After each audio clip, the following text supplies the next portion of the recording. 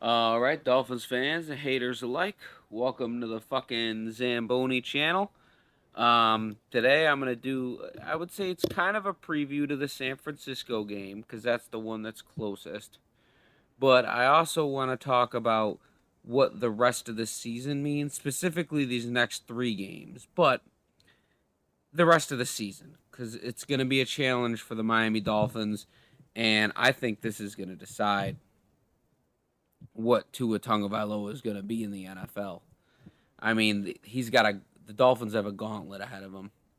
And the past couple years, I would say it started in 2016 was the first year the Dolphins did this in recent memory, where they lost very badly to good teams, but then when they played the bad teams on their schedule, they won all those games and they'd go on this big winning streak.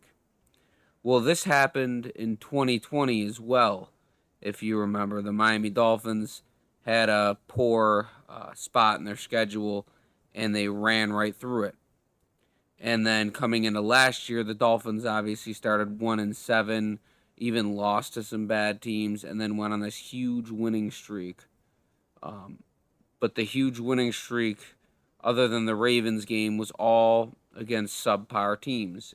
I guess you could say the Patriots are decent, uh, but what ultimately happened is when the Dolphins played a team that was good, for example, in 2020, they had to go to Buffalo the last game of the year, and in 21 they played the Titans in Tennessee. The Dolphins folded like a fucking lawn chair, man. They folded. Tua was a part of both of those games. And yeah, so this year, I would say the Miami Dolphins look way more poised to play these good teams. And the difference is this year, the Miami Dolphins have already beaten good teams, so we know they can beat good teams. They beat the Ravens, the Bills, and some borderline teams. They beat the Bears. I can't think of the other fucking teams. They've beaten a couple decent teams, maybe three or four okay teams. I wouldn't say that the Lions are scrubs by any means. But this part of the schedule coming up is going to be a fucking gauntlet for the Miami Dolphins, and this is where we're gonna find out what Tua Tagovailoa is. And I know a lot of Dolphins fans want to jump to the conclusion that he's the greatest thing that ever happened to this franchise, and I'm not hating on that. I love Tua. I wanted him at least a year before he was drafted. I just remember watching him in college and thinking, this guy is the guy I want to be leading the Miami Dolphins. And when he was drafted, I bought a jersey immediately. And it was during COVID times, and I had to wait. I don't remember how long it was to actually get the jersey, but it was an absurd amount of time before I actually got the Tua Tagovailoa jersey. But I bought it draft night. I have three Tua jerseys, all right? I am a Tua fan, a borderline stan, if you will. Me and Tua were born on the same day of planet Earth, all right? So, and I'm not talking like the same, like birthday. I'm talking like down to the day. We were born on the same day of the same year. So if you ask me, I think it's fucking fate, all right? But at the same time, I am very cautious when it comes to getting optimistic about the Miami Dolphins because I've been a fan since I could remember, but I'd say I've really been watching since 2006. Obviously I was a young kid, so I don't know. I've been watching for quite a while. And this team gets your hopes up all the time, and then they rip it right out of you. And I am starting to believe that this team's different. I'm cautiously optimistic. I'm like a feral cat who's just been abused and beaten. I've been on the streets my whole life. I have to eat fucking mice and other fucking little rodents, bunnies, and shit that I could get my fucking mouth on. And the Dolphins are like a loving person just with a can of wet food, just leaning over and saying, come here, kitty, kitty. And I'm just sitting in the corner and I'm skeptically watching. All right. I'm skeptically watching. And I think this game, if the Dolphins show out without Teron Armstead and Austin Jackson, I don't care if they win by 1 point. If they win this game, I'm going to be damn tempted to walk up and start eating that wet food. Just start eating it. Showboating, laughing at every other fan base. We got that team. But that's just one game of this gauntlet that's ahead of us for the Miami Dolphins. And I think what's happened this season for the Dolphins to this point specifically has been incredible. It's been incredible. I don't think I've ever seen the Dolphins at 8-3 or even really close to that record. And they could have even been better. They should have won that Vikings game, if you ask me. Tua or no Tua. But other than that, there's really a gauntlet ahead of us, and we're gonna find out. So how it works is Tua is basically put down by everybody and most of the fan base, and because of that, a sort of a cult has been created, and some people call it Tuanon. I wouldn't call it that. I feel like Tuanon's its own separate like joke entity, but I do feel like there's a borderline like a religion for Tua. And I don't know if I'd consider myself part of the Tua religion, but I go on the internet and there's all these posts. Who's the best quarterback? Tua, Tua, Tua, and then there's people hating on Tua. It's Tua is so polarizing. It is like almost like a religion. It really is. You know how if you go somewhere, you state your fucking religion, people are gonna fucking attack you and shit, and then other people are gonna fucking think you're best friends. Uh, that's essentially what's going on with Tua, man. If you don't believe he's the greatest quarterback of all time, I'm exaggerating a little bit, but if you don't think he's a top three quarterback, which I do right now, I do think he's a top three quarterback right now. You'll get attacked on the internet. But at the same time, if you think he's a top three quarterback, you'll get attacked on the internet. So I would say right now it goes Mahomes, Tua, Hurts. I think Tua is number two. But that's besides the point because what we're really here for is these games coming up. This is what we're here for, Dolphins fans. I'm so excited. I don't know how I'm going to sleep tonight and tomorrow and even watch these 1 o'clock games on Sunday because all I'm going to be thinking about is this football game and the next one and the next one and the next one and the next. It's a gauntlet. So let's give it a rundown. This week, so exciting. At 4:05 on Sunday, the Miami Dolphins are going to play the San Francisco 49ers in San Fran. The Dolphins are coming off of a game where I say they played subpar against the Texans. And I just feel like the Dolphins need this, and I need this. I need to see with my own eyes where this team stacks up against a top-tier team, a team that's been to the Super Bowl like San Francisco. I need to see it with my own eyes. And it's great to do it against the Bears. It's great to do it against the Lions. It's great to do it against the Texans. It's great to squeak out a win against the Steelers. But I mean, the last time they won a really tough game was Week 3 against Buffalo, and this could be a big win for this franchise, and I really hope Teron Armstead plays because man, I want to see Tua stay healthy, and I want to see him back there delivering footballs, and there's a way the Dolphins could lose this game, and I still end up okay with it, but what I can't see is the Dolphins get crushed. That's what I really don't want to see. And, last year, I started making videos.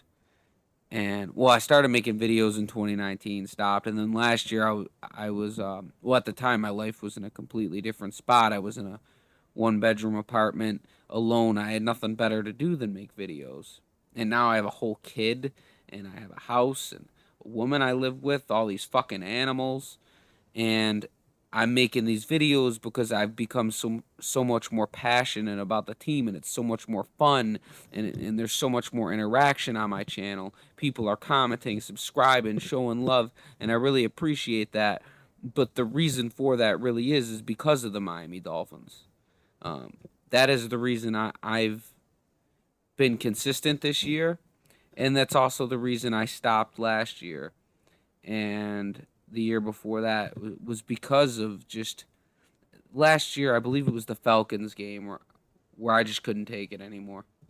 They had lost like 3 straight games on last second field goals. My heart couldn't take it anymore. I couldn't physically turn on my computer and sit here and talk about that shitty excuse for football.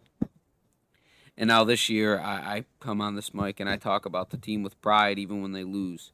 The only game I didn't talk about was the Vikings game, but I was sick at the time. I would have talked about it had I not have been sick. And also, that was just a heartbreaker, man. That was the one game this year where I was just so upset about. But other than that, you know, I think this year I'm gonna finish out for sure because this team, I owe it to this team. This team is made me so happy throughout this year, and I had a baby, so I just started working again. So I've had nothing better to do than watch the Dolphins and study their team. And I've been a Dolphins fan my whole life, and I'm just so proud of where this team has come. And this is the test. This rest of the season is the test. They get put to the fire, and we find out, is this team for real? Like, is it a mirage? I don't think it is, but San Fran is going to be a big test. And then coming off of San Fran, they're going to have to go to Los Angeles. Well, they're still in Cali. They're going to go play Los Angeles in LA on Sunday Night Football. Another humongous game. Tua versus Herbert. Oh, I'm a little worried about that one. I'm not going to lie to you. This defense concerns me a lot, especially against a high-powered offense. Then they go to Buffalo the next week. That's going to be really intense for sure. That's not going to be any bullshit, you know?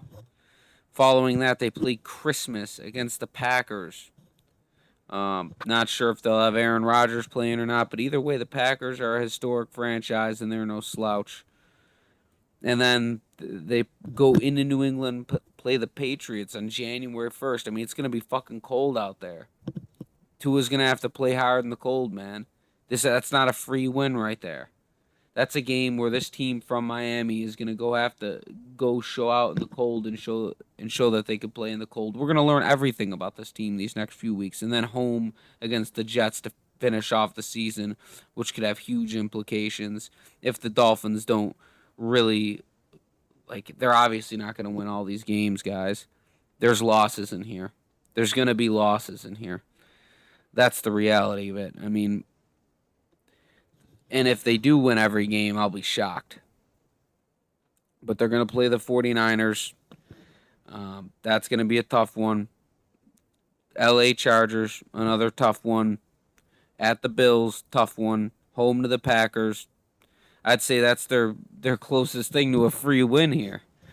Then at New England and home to the Jets. We're going to learn if Tua Tagovailoa is for real here. Because what's everyone say about him? Well, he's at a cake schedule. Fair enough. You want to say that. Well, that stops now. There's not another cakewalk of a game on the schedule.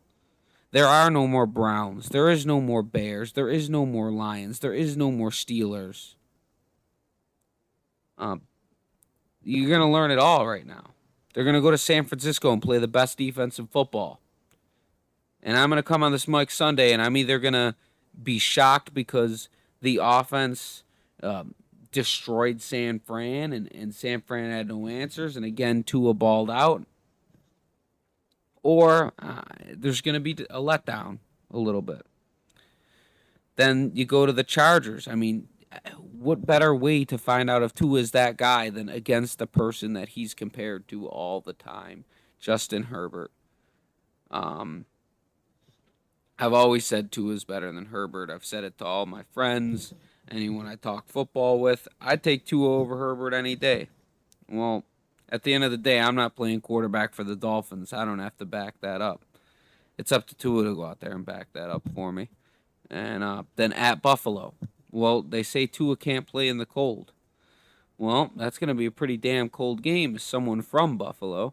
I'll say December 18th in Buffalo, that ain't going to be no fucking joke. It's fucking cold as fuck out there right now. Alright? As someone from Buffalo, it's cold out there right now. And if that's a night game, it's going to be even colder. So, that ain't going to be no bullshit. Then home to the Packers. That ain't no bullshit ever. And then again in the cold in New England, where they say Tua can't play in the cold. We're going to find out. He's going to have to win one of these cold games here. Buffalo or New England. Got to win one of those. Got to beat the Jets in the last game of the year. The Jets ain't no bullshit, especially with Mike White, man. With Zach Wilson, I'd say, yeah, whatever. You could beat the Jets, you know. But with Mike fucking White, man, Mike White don't fuck around, man. Honestly. And I follow this channel called Jets Talk Radio. I loved watching their videos when the Jets would drop a huge stinker and it'd be amazingly disappointing. Well, with Mike White, man, it's going to be more few and far between. So the Jets aren't any bullshit either. Great defense, good offense with Mike White. So I'd say out of all these games, I mean, right now you're 8-3. To get to the playoffs, you're probably going to need 11 wins. So who are you going to beat in the schedule? You get to 11 wins out here, I'd say you did okay. 6 games left. You split that and go 3-3 and make the playoffs. You know, that's good enough for me. I would be okay with that. But where I'd really be thrilled is if they could show out and really shut people the fuck up. If they could go out here and win 4 or 5 of these motherfuckers. And I think it's possible. But you're going to have to win. You're going to have to beat a team that on paper is better than you. Whether it's the Chargers, the Bills, the Niners. These 3 games are for real for the Miami Dolphins. But anyway, this video is running 17 minutes. I just wanted to do, I don't know if I'd call it a preview. Whatever the fuck it is. I'm probably going to title it something to do with Tua. Don't fucking hate on me. It's just the only way this channel gets fucking views. It is what it is. Once I build up more subscribers, I get to around 100 subscribers in that area, I'll chill out on titling everything with Tua. But the thing is the people who've been coming and subscribing and commenting, I fucking appreciate it. Honestly, I never even really pictured having people comment on my videos and have likes and thousands of views. I know it's minuscule in the grand scheme of YouTube and everything, but for me it's a big deal. So anyone that's commenting and subscribing and liking the video, even if you're off in the background just liking the video, you don't say shit to me, yeah, I appreciate that shit too. Alright? So I'll be back on Sunday night after the Dolphins game, and I'll either be extremely happy or less than happy camper. And we'll see what happens. All right, motherfuckers.